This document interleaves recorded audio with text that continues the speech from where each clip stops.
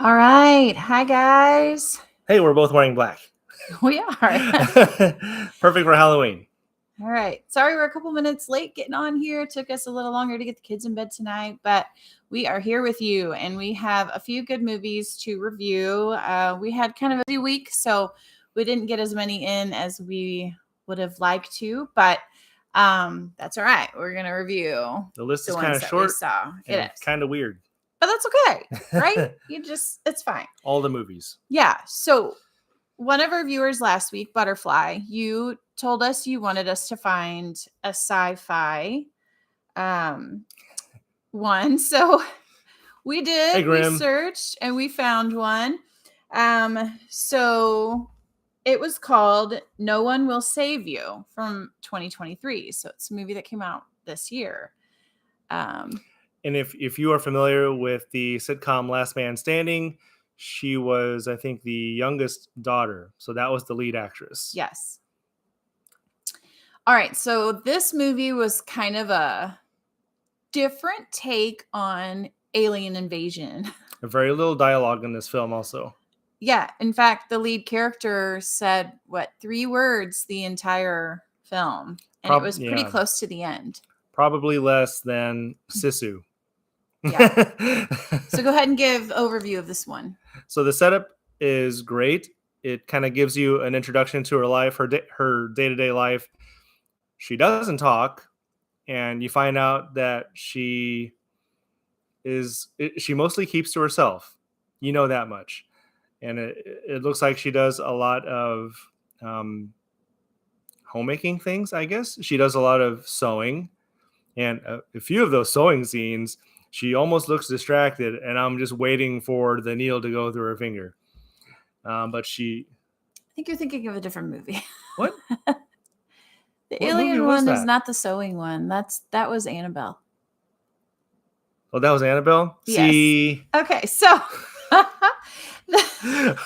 we've seen so many now that we're kind of getting them crossed.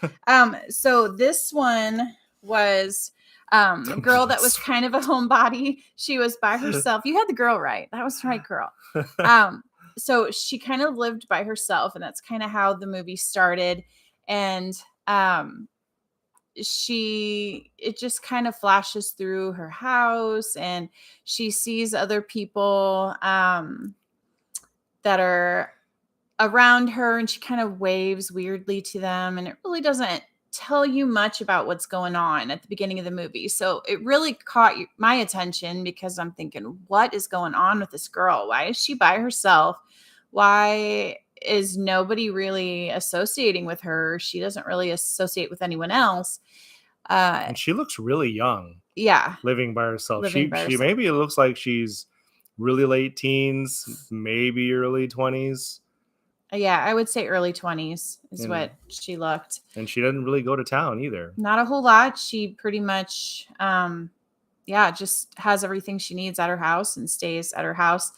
What was the first weird incident? Was she dreaming? She did dream, and then it made you think that the movie was kind of all set in a dream. Yeah. But she did have a dream about, and it just gave flashes of maybe something that happened in her past, but it didn't really give a whole lot of detail of it. It kind of gives a little bit of her background through these visions or dreams flashes, or whatever you want to call them, of what appeared to be some significant point in her life, some kind of trauma. Yeah. And then you see her out in the yard the next day with this giant circle in the yard. Yep. And she's watering it, trying to get it to grow there, and it's not growing. I thought that was really funny. So we thought, okay, where's this movie going? And we knew nothing about this movie when we started watching it. So we had no preface, no anything. I kind of thought of Mel Gibson's Signs with the crop circles, except it was just a little patch of grass. Yeah, and it was just the one. But then she was dreaming again another night, and she is awakened from her dream by noises in the house. She was sleeping upstairs and noises were going on downstairs. And like a break-in, like something was breaking in her house, but she had the look of instant terror on her face. Like she knew what was there. And then she looks down the stairs and sees these hand feet. Oh, that's right. So, okay. So I will say that I've never seen, you later find out that it is an alien. It's got the big head. It's got the big eyes. But what you see first are, like she said, hand feet. I guess maybe like the Thing. So you think The that they're Thing's hands, but hands? then it starts running like feet. So Yeah. it was really Like strange. it props itself up Yeah. like that Yep. and And started then walking. you see her just a look of terror on her face. And she jumps over her bed and hides on the other side. Well, then you hear this thing coming up the stairs towards her, Yeah. and it jumps onto her bed. She's terrified. She's trying not to scream. She shuffles herself under her bed. And This thing, the alien, moves quickly and makes weird scuttly noises when it walks. hey, Butterfly, this movie was for you. So you're Hand going to feet. have to check out the hand feet. Yes, bit. hand feet. It was strange, but it was good. It kept our attention. We wanted to keep watching. But anyway, the alien thing jumped down off of the bed onto the floor, didn't see her hiding under the bed, and jumped out of her window. As soon as it jumps out, she closes it. So the scenes, she closed the window. She closed the door. Did she go downstairs to close the door? She did also? go downstairs to close the door, and that's where she saw another one in her house. Was it the same one or a different one? I don't know if it was the same one or a different one, but if it was the same one, it came back in real fast. Yeah. And she ended up grabbing some tool. I forget what it was. So when the alien broke in, she had a, in Christmas times, some people have, is it a dresser or whatever? And they have this model miniature city. And when the alien broke in, it knocked all that display down and broke something. And then she picked up this broken piece that could work as a stabbing weapon. And when the alien encountered her, and she happened to right in the head, just like that other movie we watched. Sure.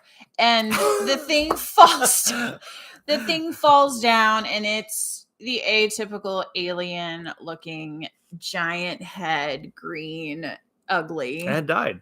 And it died. It died. It did die. Okay, and so had they do goo die. stringing out of it. And so apparently if you stab them in the head, they die. And then she did the Adam Sandler thing and covered it with not a newspaper, but a blanket. Yeah. And what about her day? Yeah, she just left it there. Left it there. Didn't call the authorities. Well, she tried. Do you remember? She Oh, tried the and the phone was dead. Service. All yeah. of her power was dead. Everything was dead. So she goes into town. And, Rotary phone. Right. Of course. Because, she went into town to the police station, and aliens have a larger head. Hitbox. It's common knowledge. Okay. Yeah. Oh, larger head hitbox. Oh, yeah. Easy target. Right. So she goes into town. She goes to the police station, of course, because if your phone doesn't work and you had an emergency, that's what you do, right? Well, she walks in and they treat her like she's an outcast. In fact, a woman, you don't know who these people are or That's what they have against her. The woman walked up to her and spit in her face, gave her a dirty look, and walked past her. The sheriff just gave her a side eye and walked on past her. The other police officers kind of turned their back as soon as they saw her. So yeah, they she's clearly, like, well, I'm not getting any help here. Outcast is the perfect word for it. And you could see just the despair in her face that she knew she wasn't going to get any assistance from anyone in that town. So she just goes back. So yeah, she just goes back home and she checks out the alien. And then that's where she sees slime and stuff coming out of the alien's wound.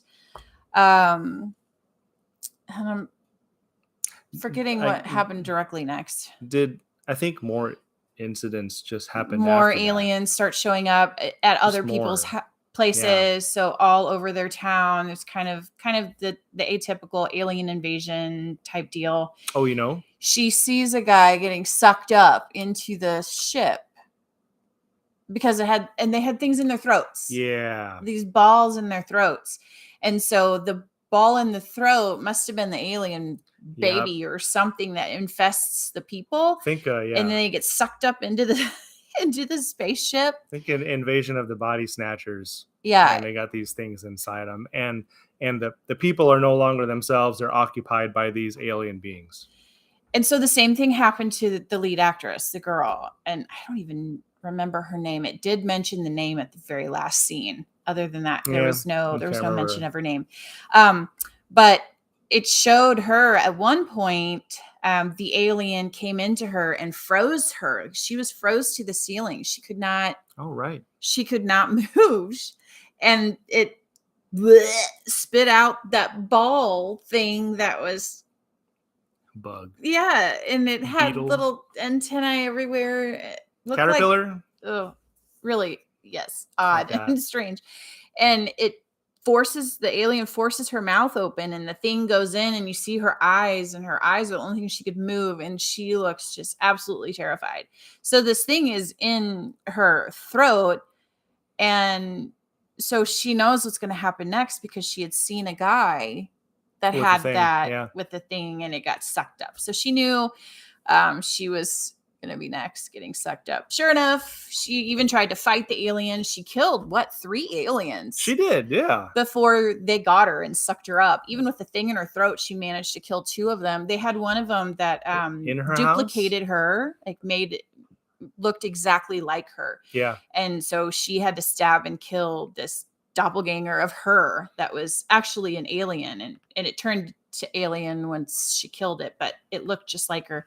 And it was showing flashbacks of I think that was the point. It showed the flash of With her what had friend? happened to her in the past, her friend, and she had actually gotten into a fight and the friend pushed her to the ground. She got mad and took a rock and smashed the girl's head. Cain and Abel story. And it ended up killing her. So her intent wasn't to kill her friend, but that unfortunately was the result of a stupid decision. And so you find out at that point that that's kind of what she and who spit on her was the mother to that girl. So so it kind of you see the story and you see why the town hates her so much because they assumed her a killer. And she was writing a letter to that. That was part of her daily routine, was writing letters to her friend that she killed. Could have been a coping mechanism, right. I guess. And that was the only speech. I mean, she didn't talk to anyone other than that. So anyway, she gets sucked up into the alien spaceship and it flashes through visions of everything she'd done in her life, including that murder, accidental death sort of thing. And the aliens could see that she was remorseful for it. So they actually plopped her back out. They showed her some grace. Yeah. And she hit the ground pretty hard when they threw her back out of the spaceship.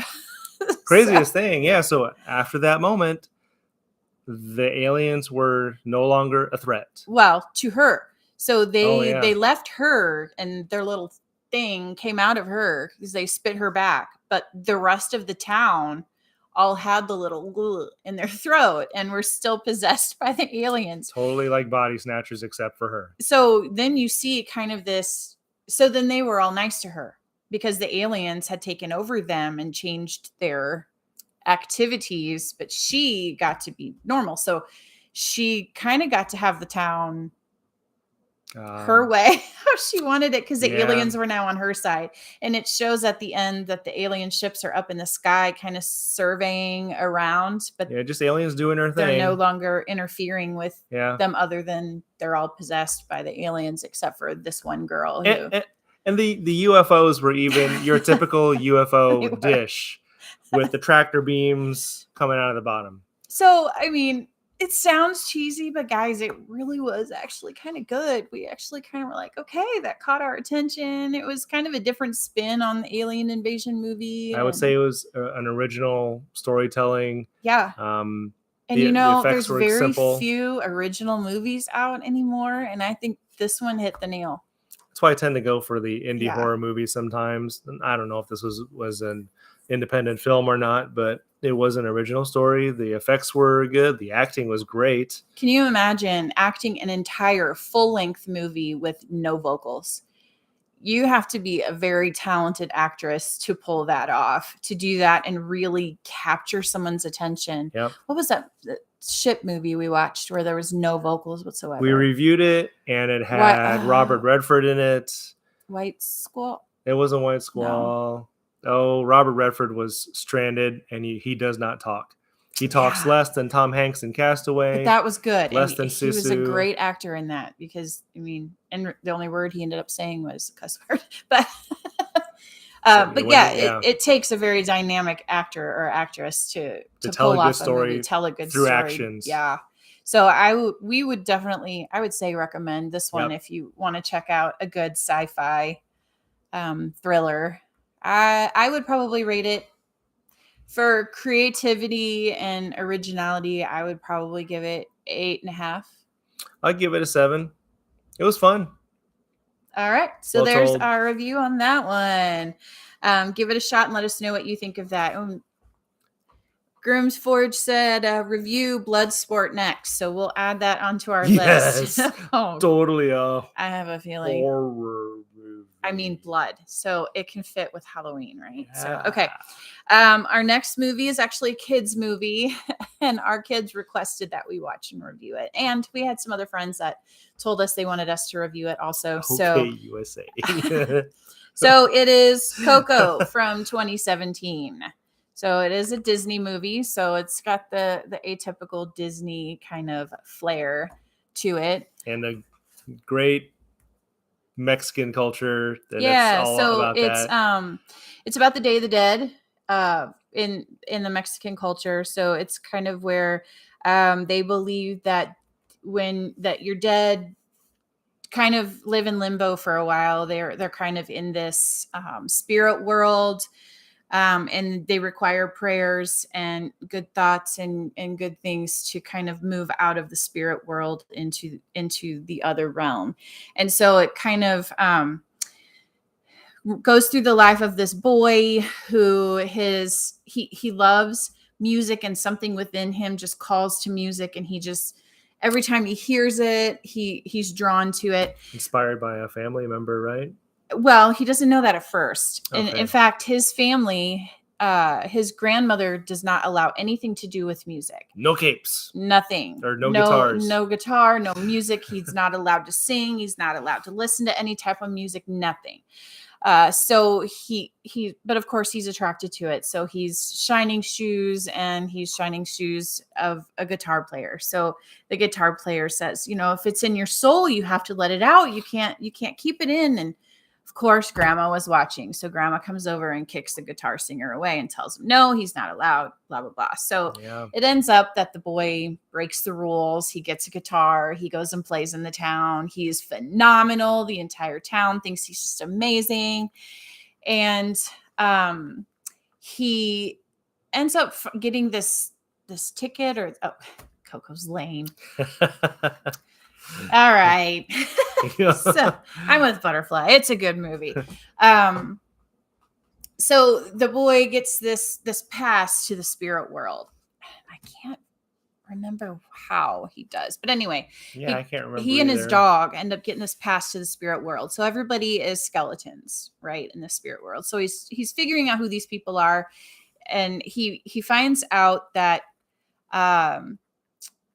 this famous singer that he thought he really loved, he takes the famous dude's guitar. Okay, he does. So you're right, which is stealing from the dead. Okay, so he does. But anyway, so he got cursed. You want to tell the story? Come on up and tell the story, kid. So that's our son. Tell him the story. So he remembers it better than me, even though he hates it. He was in the Deadland. Okay. So anyways, he's in this Deadland, and he finds these relatives of his. Well, he finds out who his relative is, and that this famous singer that he was following was actually the one who killed his relative, which was the whole source of his grandmother getting angry. And he got a leaf from picking up that guitar and messes with it. Okay. See, y'all need to be here and tell this story. You know it better than me. Sometimes I kind of phase out with kids' movies and I don't watch it. Yeah, I've already confused Grumpy a couple Grandma. movies Yes, tonight. it was definitely a Grumpy Grandma. So anyways, when he finds all this stuff out, they end up exposing the truth about the famous singer. And then he ends up losing all of his fans, and the boy comes back and speaks to his grandma, like his great great grandma, who's very old and very sick, and gives her a message from their relative that had died. And so you kind of see some of that happiness come into her face, and she realizes that the music wasn't the problem, that it was this stuff that had happened to their family. And so at the end, the boy is able to do his music, and it ends up being a happy ending. Yeah. So great music in the film. The Coco song gets stuck in my head. It does. It's better than not talking about Bruno. Great. Now I'll have that one in my head for the rest of the day. Anyway, Coco's a good one. It's a cute watch, even though I don't remember all the details perfectly, but the teens do, so they could take over this one for us. But it's a good one. I like the Disney movies, and that one's kind of a different. I like when they showcase the other cultures also. Yeah, for sure. Especially when it comes to the music. I like that. Yeah. All right, so I give that one a 7. The same. I'll give it a 7 too. All right, so for a kids one, that one would be a good one to check out. Butterfly loves the Bruno song. Such a good one. It's catchy. Casey Kasem gives it 5 stars. It's catchy. Okay, we were going from kids to a possession movie. How about that? Oh, yeah. So, Christian's favorite. Nice. We don't talk about that. Yeah, I know. No Brunos here. We checked out The Possession of Hannah Grace from 2018 because, of course, he has to get in his possession. Somebody's got to get possessed this week. So go ahead and tell us about Possession of Hannah Grace. I can't remember how it starts. It's from 2018. She's on the bed. The priest that's right. She gets possessed. The dad is there. The priest is there performing the exorcism.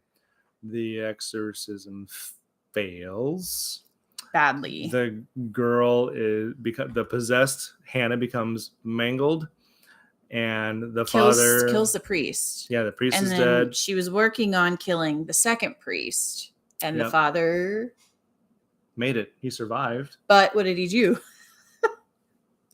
What did he do? Oh my goodness! He suffocated her with a pillow and killed her. That's right.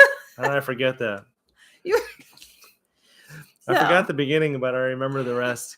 Go for it. And then so the next character that's introduced is the lead actress. I can't remember the character's name, but she is suffering trauma herself, having worked on the police force, and now she took this position as the nighttime embalmer, nighttime morgue recipient. So the one who takes in the bodies into the morgue overnight shift. And so one of them happens to be Hannah. It was the first one, I think. Was it the first one? So okay. It was the first one that came in. And so she's doing her thing. I read another review where somebody said this movie was like The Autopsy of Jane Doe combined with another movie. It's kind of like that. And so she's going on about her duties. And then, of course, strange things start happening. She starts seeing things. Well, first, when she was doing the intake of the body, she tried to take a photograph. She had to take a photograph of the body, and the camera broke. Oh, and then when she went to do the fingerprints and puts the fingerprints into the machine reader to read it, the reader broke.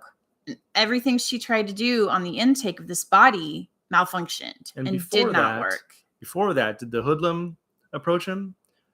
Did that hooded guy, the hooded character? After she did the intake of the body and put the body into the cell, then that's when a hooded guy came to the door, knocked on the door, demanded to be let in, said he left his key. She refuses to let him in. And even before that, when, because one of the rules she had to follow was not to leave the premises, not even beyond the threshold of the door.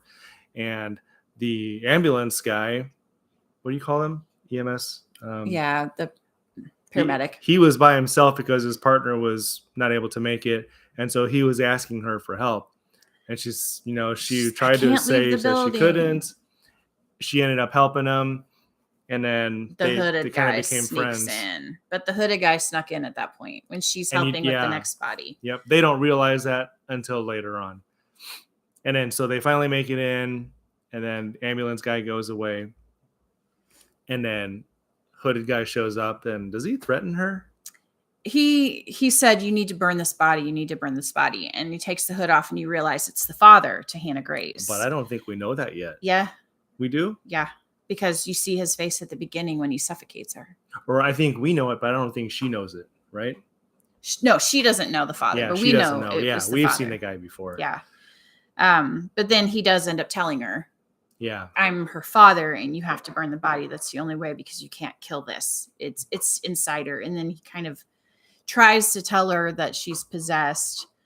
And there are several deaths that occur in various ways, and when she is taking the pictures, she she sees all the wounds, and then so one thing that you do see is that the body itself stays in the fridge, but then the physical manifestation of that possessed, I guess, of Hannah is the one doing the killing. It's out and about, but every time it flashes back to the little cellar, the body is in there. Still there, but still in a bag. sometimes the body is in a different position. Yeah. So there was a couple times that the head was looking up, other times, Or the eyes, I think, were different. Yeah, it was really strange. Some of the wounds were disappearing; they were healing. Worst job possible. Absolutely the worst job possible, especially coming off of a previous job trauma. Yeah. Where she ended up, having to kill people, and it really didn't sit with her well. And I think it takes a different kind of personality to work overnight, constantly looking at dead people. Yeah. That's got to be hard. And her friend got her the job, but then after getting her the job, realized, well, maybe this wasn't such a great idea for too her. much. Too much, too fast. So you slowly learn that with each of these deaths, Hannah's body in the fridge is slowly becoming healed, trying to restore herself, kind of like Imhotep from The Mummy. So you kind of see that, but you don't really realize that that's what's going on. You don't connect the dots until much later in the film. But you think, why? Okay, she's healed. Like, things in her body are starting to work. Like, when she first came in, she was completely blue. There was no signs of life. There was a giant cut in her hip. And then the first person she kills, she ends up killing them and giving them an injury in that place. Yeah. And that place on her heels.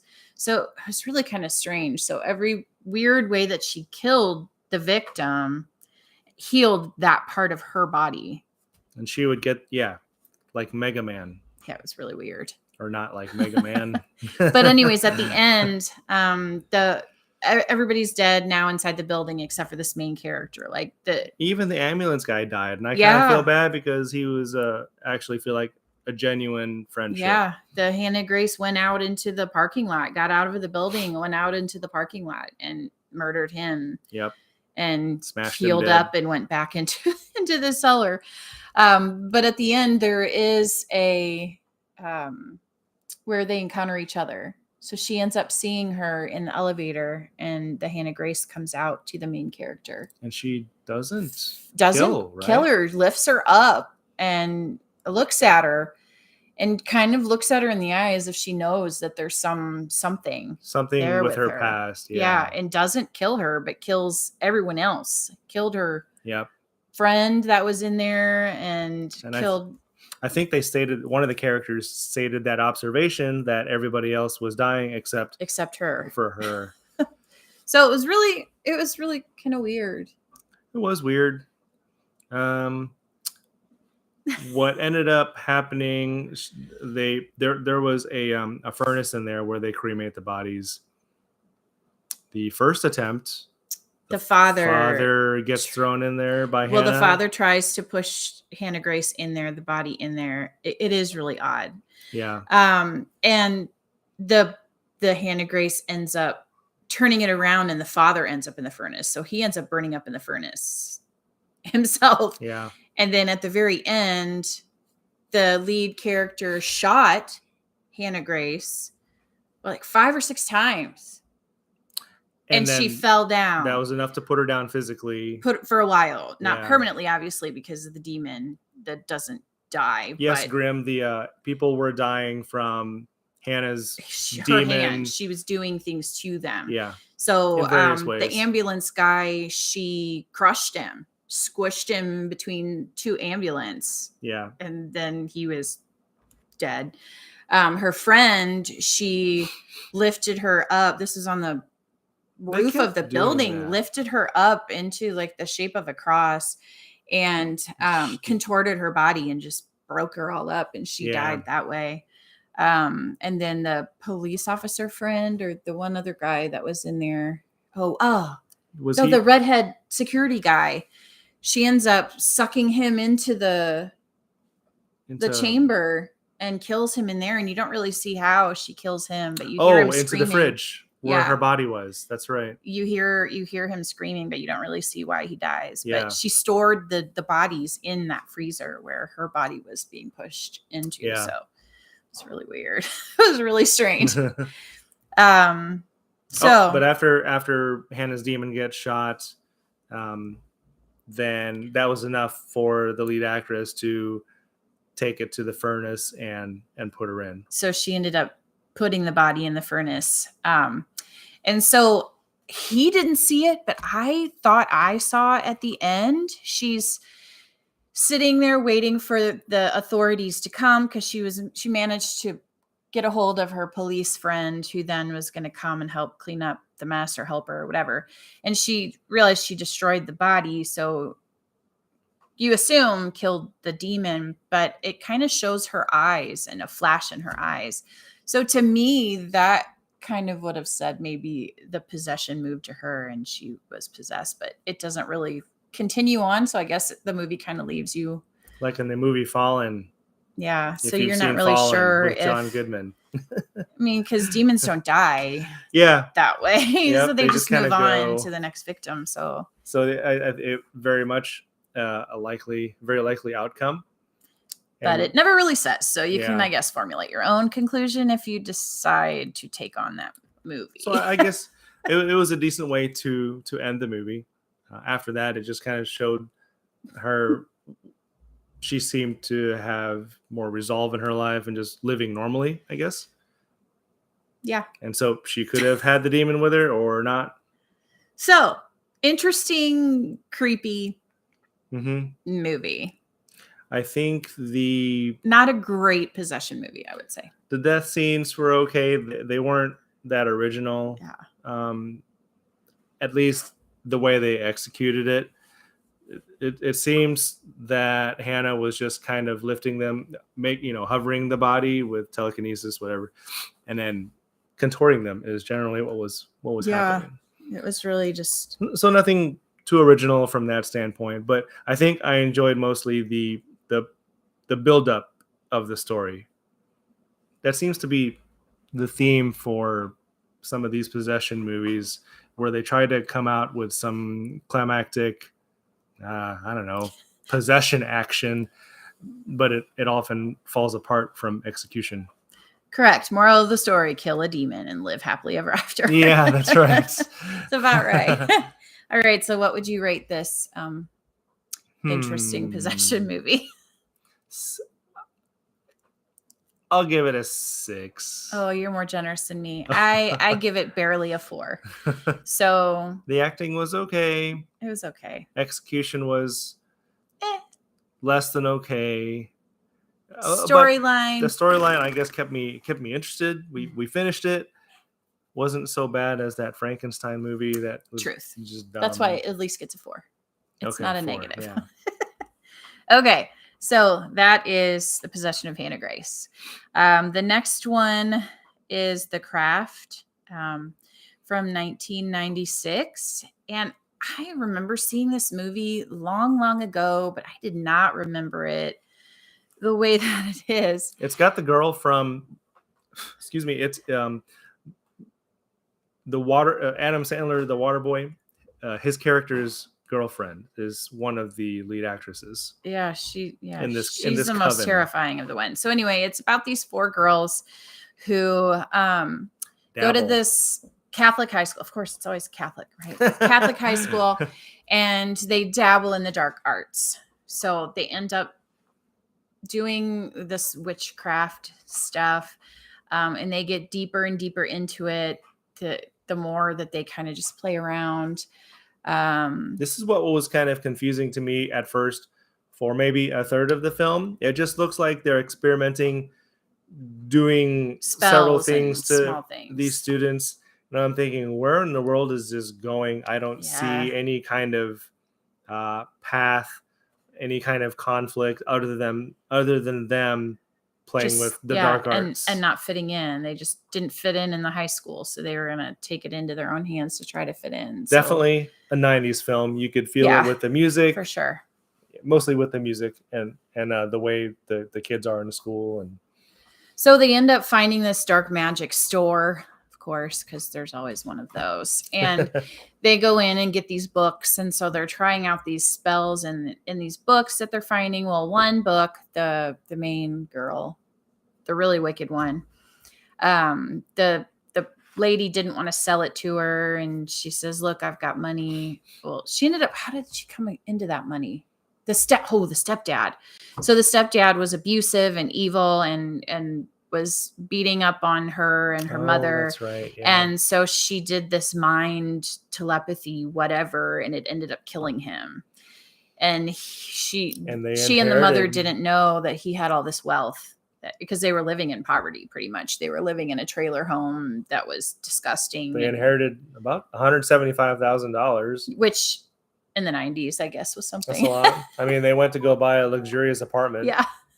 So, and all this brand new furniture, and the mother's dressed in all this posh clothing and all this stuff. So yeah, so she definitely after that had evil heart with her, and just everything just really went downhill after that, I guess. I guess that was one of the funny parts, was when the executor or lawyer or the person that was presenting to them what was left to them, I guess because he was abusive, they weren't really sad that he was dead. Yeah, they were just happy, but they were ecstatic about the money. So they were cheering for the money. Yeah. But anyway, that main girl was pretty evil, and they did this really dark spell where they called down all this evil, and she ends up getting struck by lightning. And then you can tell that there's a spirit that had possessed her and kind of made her go off the wall crazy. Yeah. She actually goes after one of the other girls, the boyfriend, and takes advantage of him, and then starts coming after that girl and doing all these weird things to her, like making her see all these hallucinations and things. So they end up very deviant. Yeah. So they ended up fighting each other, really. And then the girl that was getting abused by the main witchy girl, she ended up coming into her powers, or figuring out her powers, and ended up putting the other three girls in their place, kind of, for all of the evil that they were doing to her. And she ended up being the most powerful one of all of them, because she found it within herself to. A little bit of Mean Girls plot going on here, where gets picked on. She was kind of seen as the outcast because she was new to the dark magic. So that's a good analogy, Mean Girls. So it's kind of Mean Girls of the witchy world. Even in high school, it's girls. Yeah. So it was, interesting. It was very not 90s. Yeah, very 90s. It was not great. I never saw it when I was 16. So would I recommend it? No, probably not. No. I'm not really one for, all that dark magic-y kind of witchcrafty stuff. So I would probably give it 3 to 4. It's pretty good. I'll give it a 3. I wasn't really entertained, mostly by the lack of compelling story. Yeah. That was it. One witchcraft movie that I was entertained by as a teenager was Warlock. And it was a guy witch. I don't think I've seen that one. I can't remember why, but I just remember thinking, wow, this is kind of a funny movie. Well, it was, I guess, funny and supposed to be scary. I've not seen that one. We'll have to check that one out. Okay. And then the next one is actually a TV series. We try to hit one TV series if we have time to watch them or if we have watched them in the past year. And this one is Wednesday. So actually our kids like to watch it. We watch it modified with our girls to cut out things. So we watch it through a filter so they don't see all of the unnecessary gore and things. But VidAngel, it's great. yeah. So Wednesday is kind of about Wednesday Addams from the original Addams Family. So it kind of gives the story of her, which she's the daughter, of course, to the Addams, and they have the daughter and the son. And so it kind of goes through her teenage years, and she's sent away to this prep school for special kids is kind of how they were telling her, but it's really these kids with this magic or these powers, and they interact with each other. So you've got a school full of kids with these powers that are now all interacting with each other. Well, Wednesday kind of has this dark side to her. Have we seen The Dark Crystal? Yes. So we did watch that last year.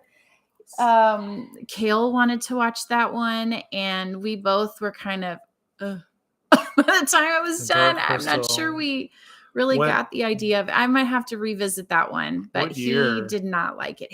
That was probably a 90s. Is that a 90s one too? I think that was from the 90s. When I was sick, and I didn't end up finishing it because I got really bored. Yeah, we actually ended up getting a copy of it for like $1 or something, so we have it. I might have to rewatch that one and check it out again. Or watch another movie. Yeah, sure. Okay, so back to Wednesday. So she kind of does. It's the series starts with her at a regular high school. The jocks that were picking on her, she gets back at them by putting piranhas in the swimming pool of the polo game, and the piranhas go and attack the polo swimmers. So I mean, it was kind of comical, but that would be terrifying for those swimmers. And so that was the end of her regular high school days, and she's then sent to this prep school.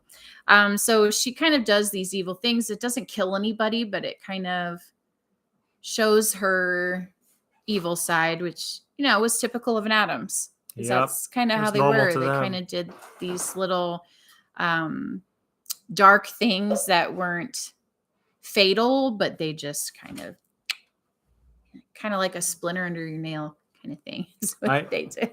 I actually have not watched much of the series, but from what I've seen, it looks like Jenna Ortega is a great fit for the part. She does a great job. She's a great actress with this part.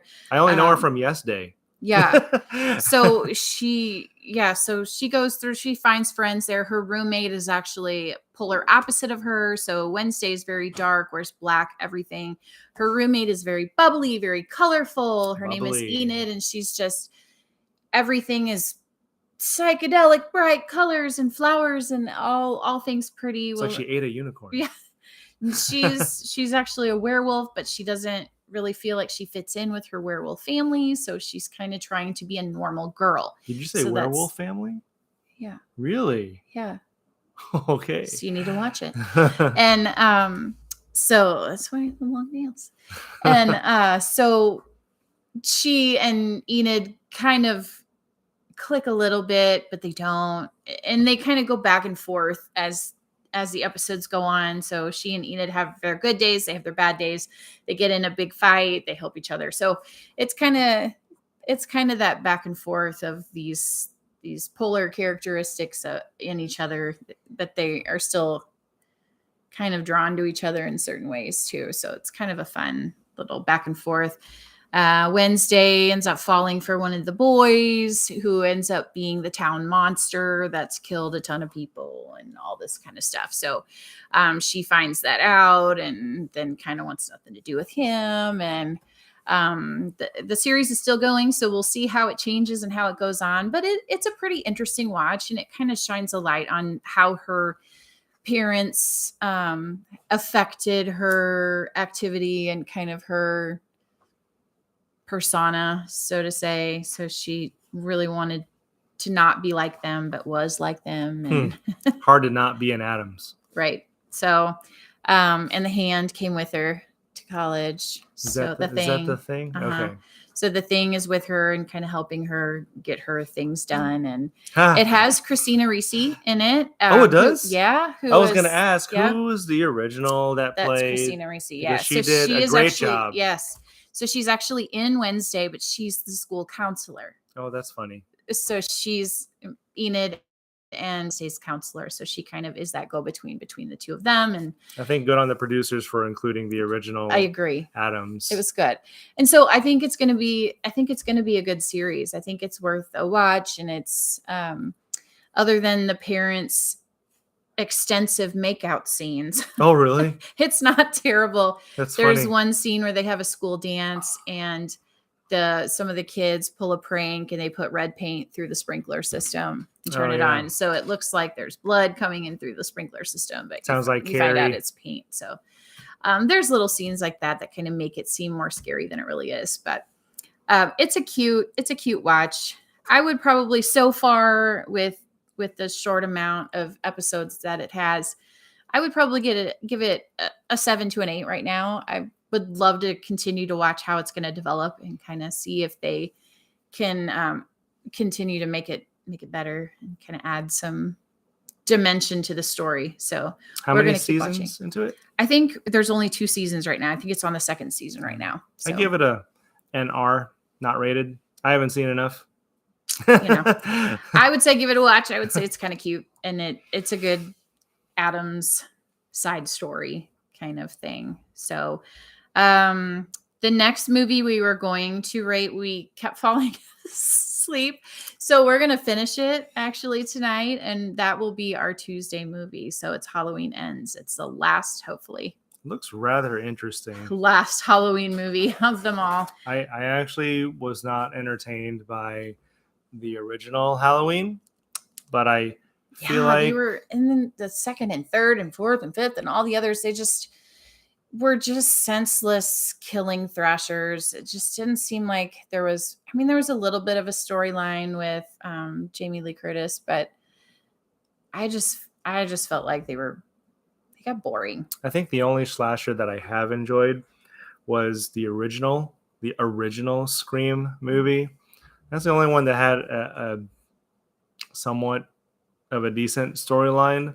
But other than that, I never got into slashers because that was the point, was the killing and the gruesomeness of it. I prefer a better storyline over the point being the killing. Yeah. So far in the first half, we kind of were entertained. It kept our attention.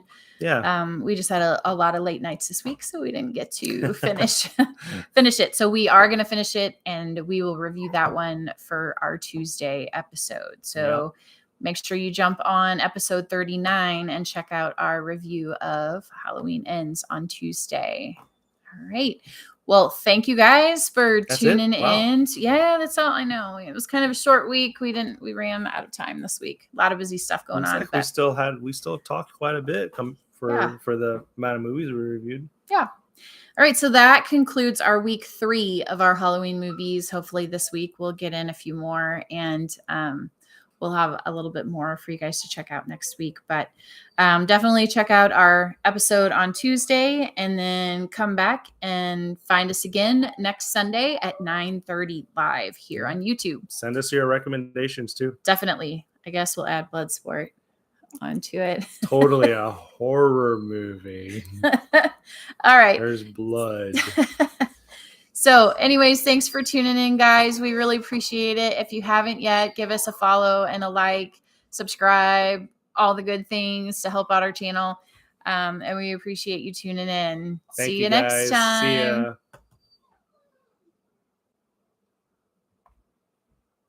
Oh yeah, 30 Days of Nights. Yeah. 30 Days of Night. Okay. That's on our list. We're going to get to that this week.